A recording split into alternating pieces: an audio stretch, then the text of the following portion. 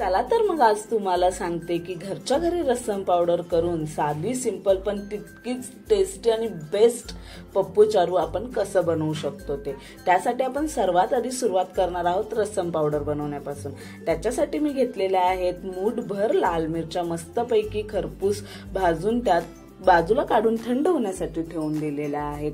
त्यात सेम तव्यामध्ये मी थोडंसं तूप टाकलेलं आहे, त्याच्यावरती चणा डाळ टाकलेली आहे, थोडीशी तूर डाळ आणि थोडीशी मूग डाळ सुद्धा घेतलेली आहे। मस्तपैकी त्यांना खमंग असं परतून घेतलेलं आहे। अराउंड 60% मस्तपैकी मी त्याला रोस्ट करून घेतलेला आहे।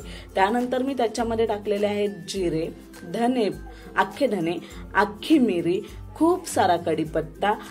ह्या सगळ्या मिश्रणाला मस्तपैकी खरपूस वास येईपर्यंत आणि सुंदर असा गोल्डन रंग येईपर्यंत मी परतून घेतलेला आहे। परतून घेतलेलं सर्व मिश्रण मी तव्यातून बाजूला काढून प्लेटीत घेतलेलं आहे आणि त्याला थंड होण्यासाठी ठेवून दिलंय। थंड झालेल्या लाल मिरच्यांना मस्तपैकी बारीक मिक्सरला वाटून घेतलेलं आहे आणि त्याच्यामध्ये दुसरं मिश्रण सुद्धा ऍड केलेलं आहे जे थंड झालेलं आहे। ते मिश्रण मी मिक्सरमध्ये ऍड केल्यानंतर मग त्याच्यामध्ये मी टाकलेलं आहे चवीनुसार थोडंसं मीठ आणि थोडंसं हिंग। हे मिश्रण सुद्धा मी मिक्सरला पल्स मोड वरती खडबडीत असं वाटून घेतलेलं आहे। मिश्रण वाटून झाल्यानंतर आपला रस्सम पावडर तयार होते।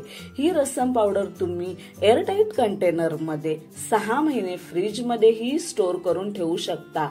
जर तुमचा रस्सम मसाला उरला तर हा रस्सम मसाला इमिडिएट संपणार आहे ह्याची तर मला फुल ऑन खात्री आहे, म्हणूनच म्हटली जर रस्सम मसाला तुमचा उरला तर तो 6 महिने तुम्ही एअरटाईट कंटेनर मध्ये स्टोर करून ठेवू शकता। आता ह्याच रस्सम पावडर पासून आपण बनवणार आहोत पप्पू चारू।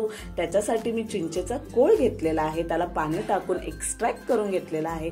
त्याच्यात मस्तपैकी कापलेला कांदा, टोमॅटो, हिरवी मिरची, कोथिंबीर आणि हिरवीगार कांद्याची पात टाकून त्याच्यात थोडंसं चवीनुसार मीठ ऍड करून मिक्स करून घेतलेला आहे। गरम पाण्यामध्ये आपला घरी बनवलेला रस्सम मसाला 2 चमच मिक्स करून ते सुद्धा आपल्या पप्पू चारू मध्ये ओतून घेतलेला आहे। मग छान अशी फोडणी तयार केली, त्याच्यामध्ये तेल, जिरे, आलं लसणाची पेस्ट, हिंग, कढीपत्ता आणि बोर मिरच्या हे टाकून छान चुरचुरणारी फोडणी आपल्या पप्पू चारू वरती ओतून घेतलेली आहे आणि हे मिश्रण मस्तपैकी मिक्स करून घेतलेलं आहे।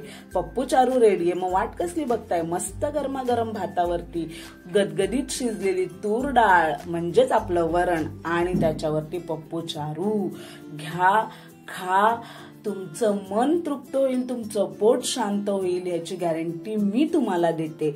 आता आपल्या व्हिडिओला लाईक करायचं मात्र विसरू नका। व्हिडिओला लाईक करा, चॅनलला सबस्क्राईब करा, शेअर करा, कमेंटमध्ये नक्की सांगा। बाय।